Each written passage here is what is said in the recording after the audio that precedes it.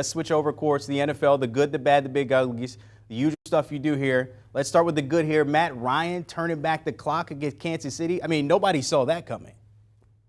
No one saw that coming. Sometimes you save your season in week 3, and that's what the Colts did. And it started before the game Sunday against the Kansas City Chiefs. Matt Ryan laid into a couple of guys, as he said it, got them fired up, held them accountable, and accountability is key in the NFL. And then they went on to have a fantastic game. This was a knockout, drag-out game, and leadership wins games. It started with a touchdown drive on the first possession for the Colts. You even had a sack by Yannick Ngakoue for the Colts defense at one point. Their defense was played huge at key points, and then they ended the game with a game-winning drive. That's one of the best feelings in the NFL when on offense you can have that final statement of, oh yeah, you gave us the ball, we're going to go score. They left about 35, 40 seconds left on the clock. Everybody thought Patrick Mahomes could do it. He could not. But that was a season-saving win for the Colts. So that was the best that we saw last week. We haven't said in a while, but you could bring back Matty Ice. We saw him in week 3 when it comes to QB1 there. All right, how about the bad when it comes up front, the injuries to the left tackle in week 3? Not just one, but a few teams here experiencing that.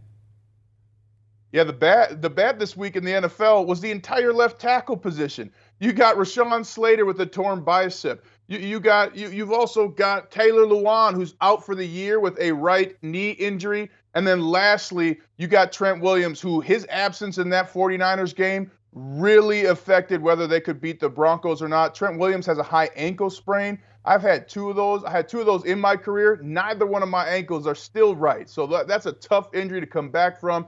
Trent Williams, not the smallest crayon in the box, so he also is going to have some lingering effects of that injury. I mean, you have to look out now. Brandon, one of the things people are missing, this is the first year after a 17-game season, and it always feels like injuries are higher. But make no mistake, teams are using data to figure out, are these players more at risk for an injury? So there's a lot of studying being done because this is the first year after a 17-game season. And the bad for the NFL was all of those left tackles, 3 huge ones, arguably 3 of the best, going down last week. Interesting to see how that pans out there for the big fellas up front. How about your big ugly team of the week from week 3? I'm going to give some love to the Atlanta Falcons while we can. The Atlanta Falcons offensive line was dominant. Cordero Patterson had 141 yards on 14 carries, averaging over 8 yards per carry. And they even protected well enough. They gave up 3 sacks, but they protected well enough to get their first win of the season. So hats off to the big uglies of the Atlanta Falcons. Bird on bird crime there to the Seahawks getting that W 27-23. How about your big ugly player you're looking at? I'm going to give you Braxton Jones from the Chicago Bears. This man was a wrecking ball on multiple plays. The Bears with a dominant win.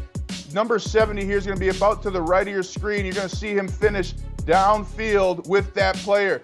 Let's just count the yards. 1 yard, 2 yard, 3, 7, 8. Oh, snatch the soul at the goal line. Come on, baby. Braxton Jones, the big ugly of the week. If you score with your man, we score. That's what they tell the O-line. Braxton Jones did just that. That looked very painful. I'm pretty sure I'm happy to be on this side instead of being on the other side in front of Braxton Jones. RIP to whoever that was on the opposite side there.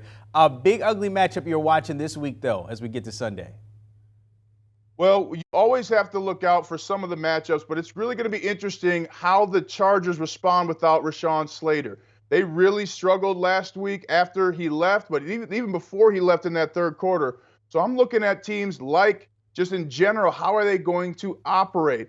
Whether it's the Los Angeles Chargers or if you're the San Francisco 49ers, you're now on your backup quarterback, and they lost actually 2 tackles in that game against the Broncos. You got 3 offensive linemen.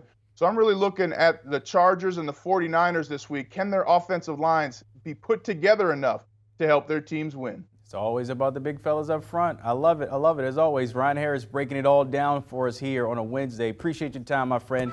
Don't forget the Pick 6 crew, always breaking it down per usual, looking at week 4 betting trends, picks, and previews. Will Brinson, John Breach, and Tyler Sullivan tapping in with the latest pod as we look closer to Sunday. Go ahead and download and give them a follow.